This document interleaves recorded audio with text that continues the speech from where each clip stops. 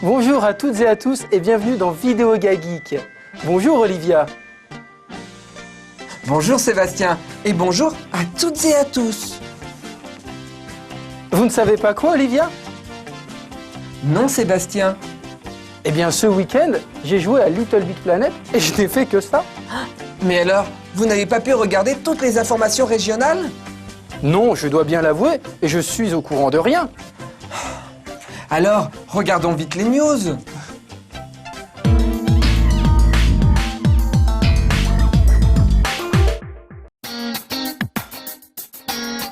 Aujourd'hui, on poursuit notre tour des RPG présentés au Tokyo Game Show 2008 avec quelques-uns des plus gros titres du genre. Après Infinite Undiscovery, Tri-Ace et Square Enix continuent leur aventure commune sur Xbox 360 avec Star Ocean 4 The Last Hope.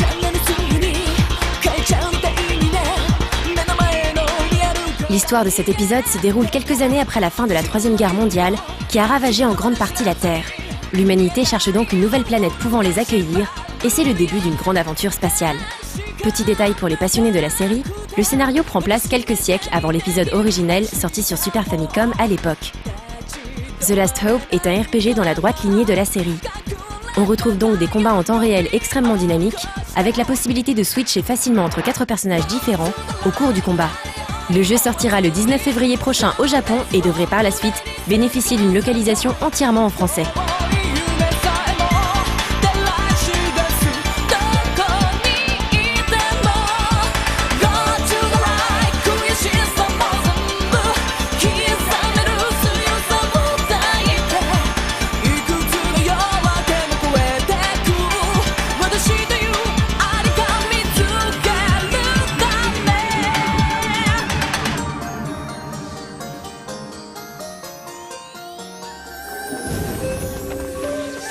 Autre série de RPG très connue, les Tales of avaient le droit à 2 nouveaux épisodes sur portable sur le stand Namco Bandai Games.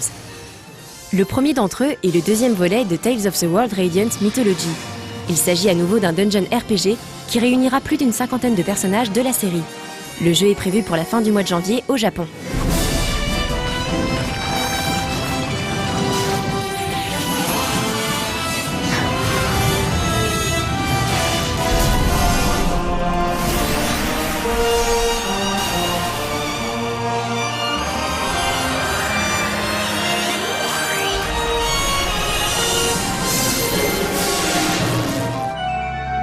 L'autre jeu, c'est Tales of Hearts sur DS. La grande particularité de ce titre, qui sera vendu en décembre prochain au Japon, est qu'il sera proposé en 2 versions. La première inclura des cinématiques que l'on peut qualifier de réalistes, alors que la seconde aura le droit à des cinématiques en dessin animé.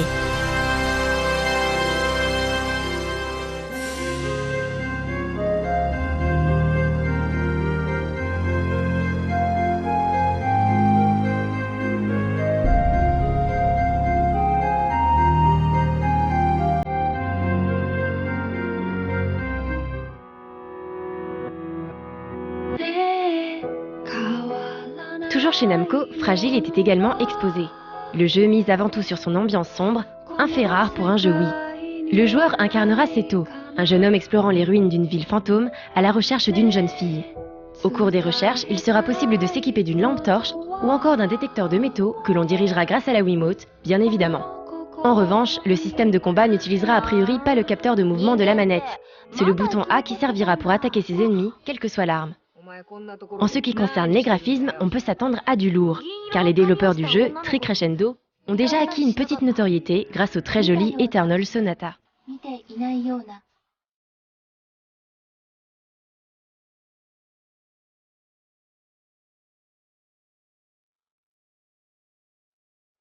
あなた、あの子に会ってどうするの？僕はあの子を助けたい。それからどうするの？そばで、彼女のぬくもりが感じられればいい。手をつないでくれればいい。僕のそばで、僕と同じものを見て、うなずいてくれればいい。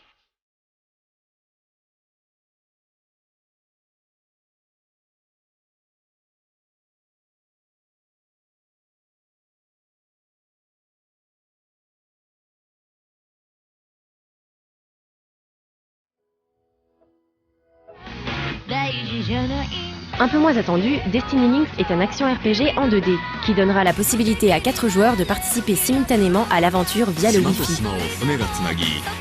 人と人との心の絆が一つの物語を紡ぎ出す。つながって初めて見える世界。 Malgré un stand d'un intérêt limité, les jeux n'étant pas disponibles en version jouable, Level 5 présentait tout de même 2 RPG sympathiques prévus pour 2009 sur DS. Il s'agit tout d'abord d'Inazuma 11-2, la suite du jeu mélangeant foot et RPG, qui ne proposera pas de grosses nouveautés, si ce n'est un système de statistiques toujours plus complet.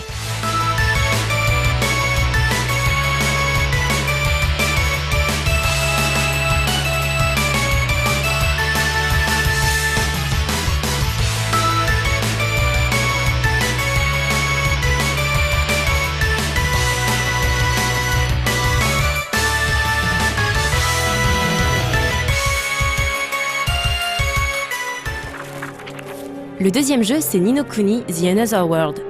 Il s'agit d'un projet réalisé en coopération avec le célèbre studio Ghibli. Outre le character design, ce dernier s'est bien sûr occupé de toute la partie animation du jeu. Après s'être décidé à sortir Professeur Layton en France, on espère que Level 5 pensera à nous et que Ni no Kuni connaîtra le même sort.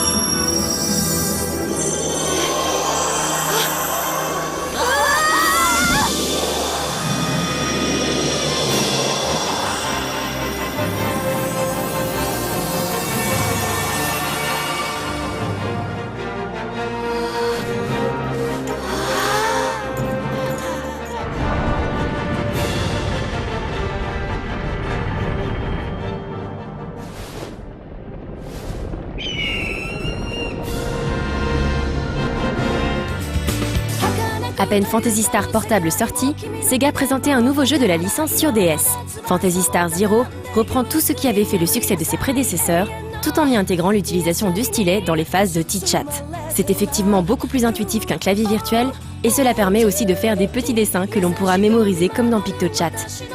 Le character design a été confié à Kubooka Toshiyuki, qui avait travaillé sur la série de RPG Lunar et plus récemment sur Idolmaster.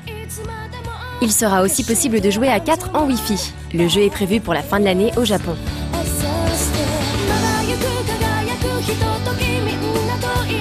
Chez Tecmo, on pouvait remarquer la présence d'un RPG assez obscur pour le public européen. Nostalgio no Kaze est développé par Matrix Software, qui s'est chargé de l'adaptation de Final Fantasy 3 et 4 sur DS. Ce jeu a notamment pour particularité de réunir quelques noms assez connus du milieu du jeu vidéo. Le producteur se nomme par exemple Kikuchi Keisuke, qui est tout simplement le créateur de la série Project Zero. À la réalisation, on trouvera Morita Naoki, qui a travaillé par le passé sur plusieurs Sakura Taisen. Le scénario relatera les aventures d'Eddie, un jeune homme parti à la recherche de son père disparu. L'occasion pour Eddie d'explorer les cieux à bord de grands bateaux volants. Le jeu sort dès le 6 novembre au Japon sur DS.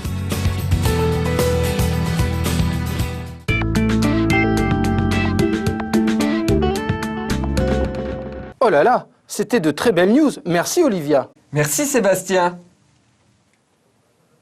Mais que se passe-t-il Olivia? Aïe, aïe, j'ai mal à la jambe. Ce week-end, je suis tombé en ski sur ma cheville contre une bûche. Et vous avez mal Olivia? Oui, j'ai une fracture. C'est ballot pour vous Olivia, mais ça me fait penser à une petite vidéo de fracture que j'ai vue. Regardons-la ensemble. Oui, regarde-la ensemble.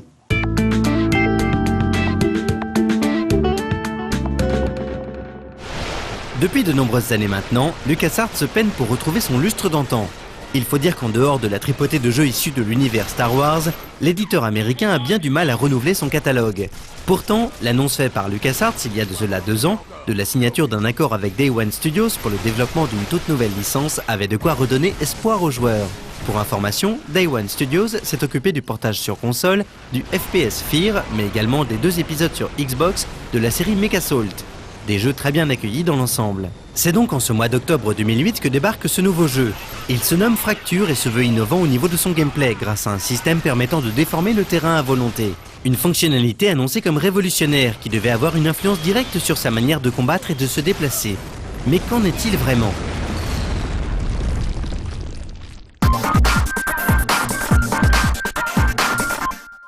Comment on en est arrivé là? Plus personne ne se pose la question. L'histoire se déroule au XXIe siècle, à une époque où l'humanité est menacée.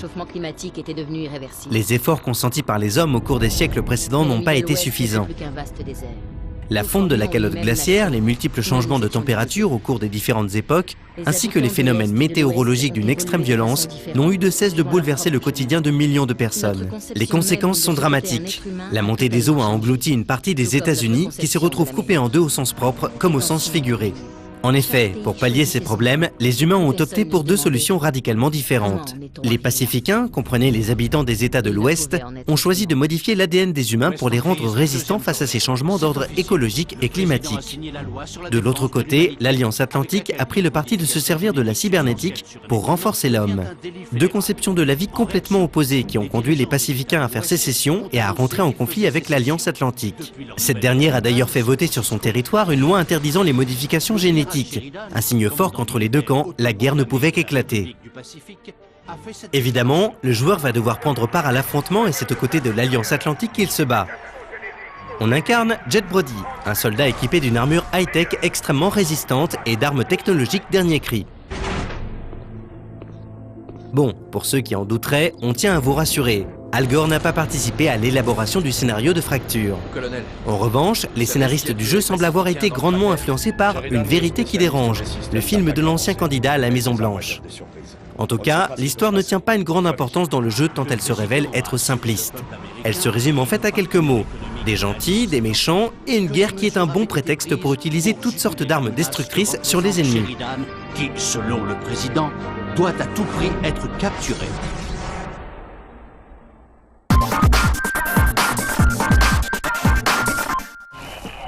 Depuis que l'on connaît l'existence du projet Fracture, toute la communication autour du jeu a été centrée sur une seule et unique innovation, la possibilité de déformer le terrain à volonté. De quoi rendre les joueurs curieux devant une feature annoncée comme révolutionnaire. Pour faire varier le dénivelé des différents environnements, le joueur a plusieurs armes à sa disposition. La principale est le fusil spécialement prévu à cet effet, que l'on peut utiliser à volonté. Il permet de créer des monticules de terre ou à l'inverse, des cratères. L'autre option pour déformer le terrain, ce sont les grenades.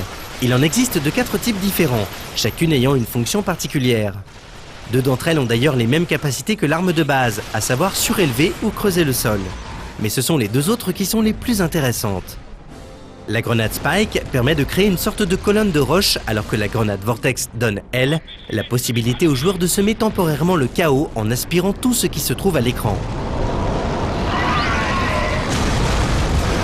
A priori, on a donc de quoi s'amuser un bon moment avec ces différentes armes. Seulement voilà, ce concept sensationnel s'avère en réalité bien trop limité par rapport à ce que l'on pouvait attendre. Limité, déjà parce qu'on ne peut modifier la forme du sol que si celui-ci est fait de terre. Il suffit donc d'une petite parcelle de béton ou d'une quelconque autre matière solide pour bloquer aussi sec les intentions du joueur. Limité aussi parce que les énigmes proposées sont trop peu nombreuses et assez simples dans leur conception. Il suffit bien souvent de créer un cratère pour passer dans un trou de souris ou de créer un monticule pour franchir un obstacle.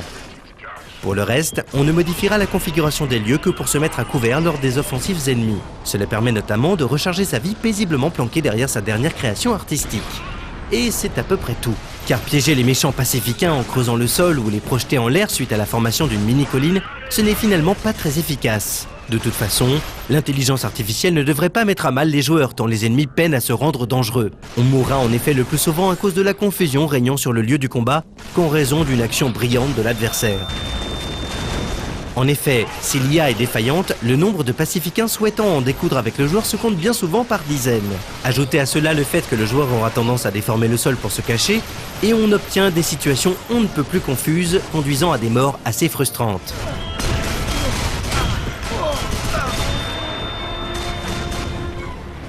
Non, en fait, de tout cela, il ne faut retenir qu'une chose. Fracture est avant tout un jeu d'action à la 3e personne pure et dure. On avance sans se poser de questions et on tue tous les ennemis se présentant devant nous. Car, en plus des armes servant à modifier l'apparence des environnements, le joueur peut également utiliser des armes plus classiques. Si elles sont assez nombreuses, les munitions se font en revanche très rares pour les plus amusantes d'entre elles. On se contente donc malheureusement de la mitraillette classique qui sert finalement tout au long du jeu. Les fusils de sniper, lance-grenades et autres lance-roquettes ne sont donc que rarement utilisés. D'autant plus que l'on ne peut porter que 2 armes à la fois. Voilà donc à quoi se résument les quelques heures passées devant le jeu. Mais ce n'est pas un mal pour autant, car c'est dans ces moments sans prise de tête que l'on prendra incontestablement le plus de plaisir.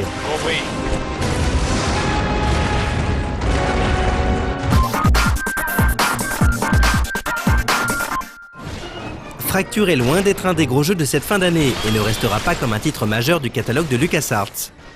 Pour expliquer ce constat, il suffit de jeter un coup d'œil sur la nouveauté de cet épisode, censé conférer au gameplay un côté innovant. On ne peut qu'être déçu de l'utilisation faite par les développeurs de cette nouvelle feature, la possibilité de déformer le terrain. On espérait beaucoup plus que de simples missions consistant à se faufiler dans des trous ou à atteindre des endroits surélevés. De même, pendant les combats, à part se planquer derrière des monticules de terre, les armes de terraforming s'avèrent plutôt inutiles. Mais tout n'est pas négatif. Fracture reste tout de même un jeu d'action à la 3e personne assez plaisant dans l'ensemble, bien que parfois confus. Pour ajouter une touche d'optimisme supplémentaire à cette conclusion, on pourra également souligner que le jeu est plutôt joli avec notamment des effets lumineux réussis. Enfin, pour les modes de jeu, notons la présence d'un mode multijoueur jouable jusqu'à 12 simultanément. Malgré tout cela, Fracture ne restera certainement pas dans les annales. Dans quelques années, les joueurs se souviendront ainsi vaguement d'un jeu assez banal, ayant péché par manque d'ambition.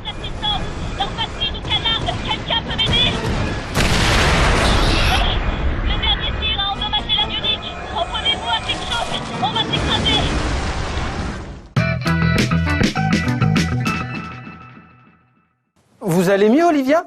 Oui, Sébastien, la vidéo précédente a réparé ma jambe. À l'avenir, Olivia, évitez de glisser sur de gros bouts de bois. Vous savez ce qui me ferait plaisir, Sébastien? J'ai oublié. Ah si, ma mémoire est revenue. Vous voulez voir la vidéo de la carte mémoire effacée? Oh oui. En tout cas, lui, sa mémoire ne reviendra pas. Je suis le canapé maléfique et j'ai effacé tes parties de Final Fantasy parce que j'en ai marre que tu t'assoies sur moi avec tes grosses fesses. Ah bah alors, mais qu'est-ce qui se passe? Eh oui, j'ai tout effacé. Mais ça ne marche plus. Mes parties sont effacées. Espèce de vil canapé. Tu ne me fais pas mal, je suis mou.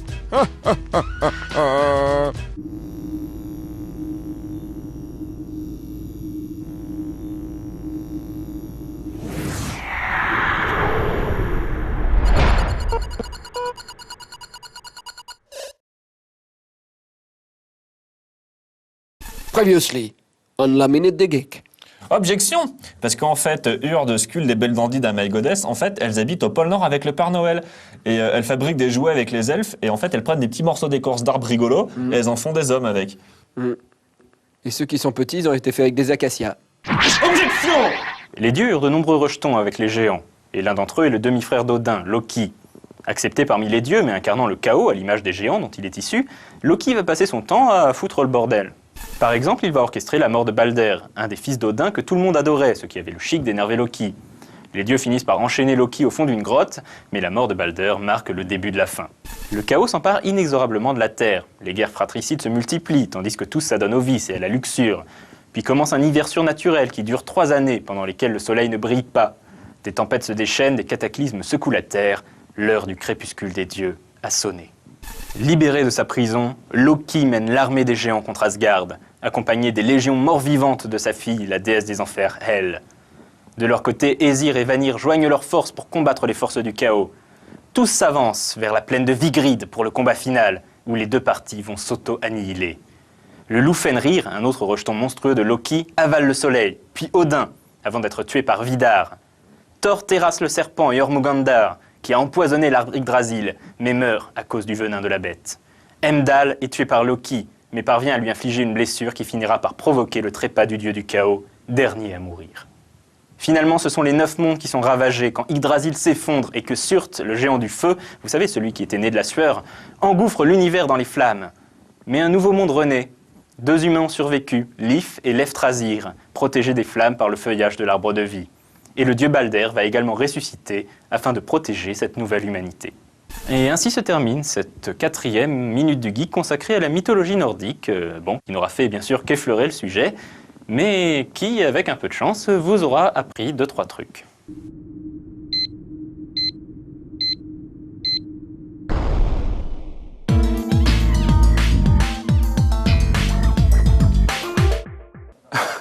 Tout ça était vraiment très drôle.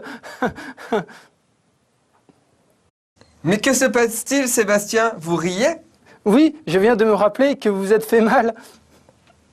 Mais qu'y a-t-il de drôle dans la douleur d'autrui? Eh bien, ça me rappelle que c'est maintenant mon moment préféré de l'émission. Ah oui, on regarde les chutes de geek en musique. Eh Davy, il est excellent, tu l'as acheté où ton version?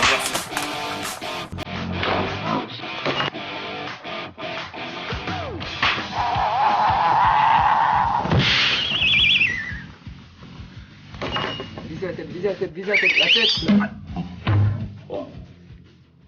Sa tête, pas la mienne.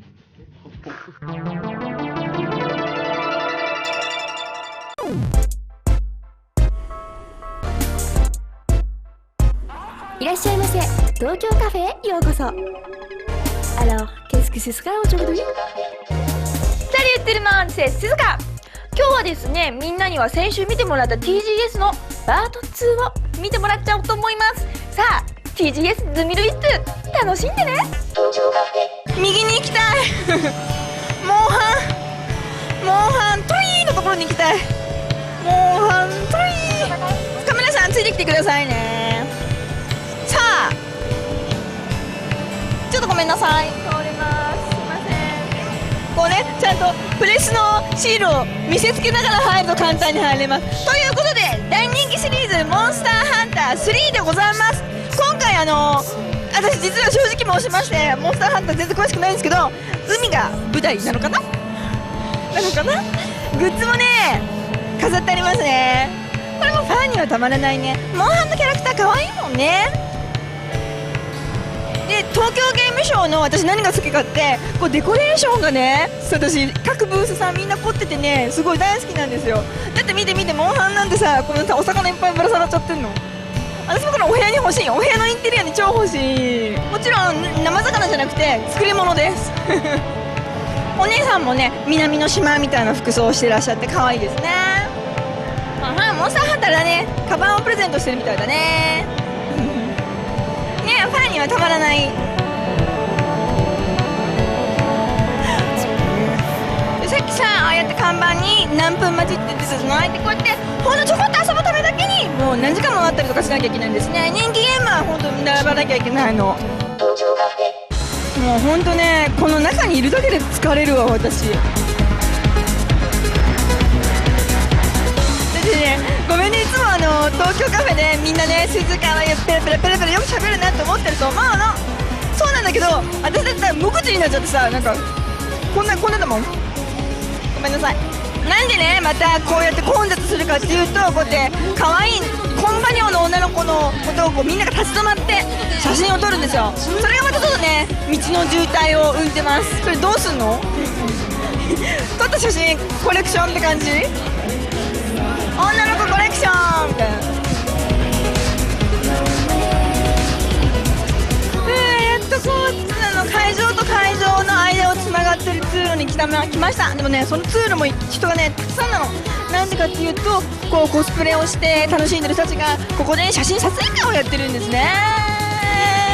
怖い。何あれあれ見えてるんですかね。彼女でカメラチェックしてますけど、見えてるんですかね。これはね、ちょっとした皆さんフランス人のみんななんか興味あるんじゃないでしょうか。こうやってね、 PSP のカバー和風です。これあれよ、フランスでこんなの使ってたら、何それ君どこで買ったのって絶対聞かれますよ。本当に綺麗。見てほら、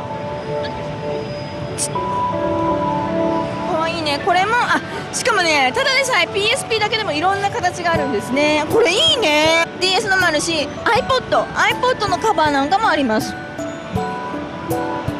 これは NintendoDS のライトのですね。あともちろん360のカバーも PS3 のカバーもジャパニーズです。 DS なんかも綺麗ね。これはねねデコシートって言ってオートコロンですね。オートコロンパコってあるみたい。これすごいよ。キラキラバージョン。これはいいな。私これ買って帰ろうかな。ね、本当にね人がいっぱい疲れちゃうんでね、もう寝ちゃってる人もいますね。もう待ちすぎてお腹空いちゃったよって時にもこうやってねちゃんとご飯を売ってたりカフェテリアがあるのでお腹ちゃんと食べれます。でも問題は座席数が少ないので椅子に座れない人はもう座り込んで食べちゃってます。私も今日は地面に座って食べました。 TGS ズーミルウィーク楽しいということでみんなも楽しんだと思います。これからも東京カフェ続いていくのでふぶね昆布ぶれ。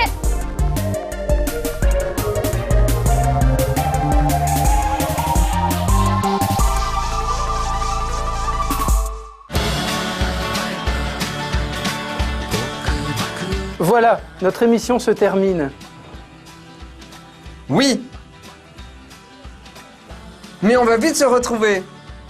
Même si on ne s'était pas perdu. À demain. À demain.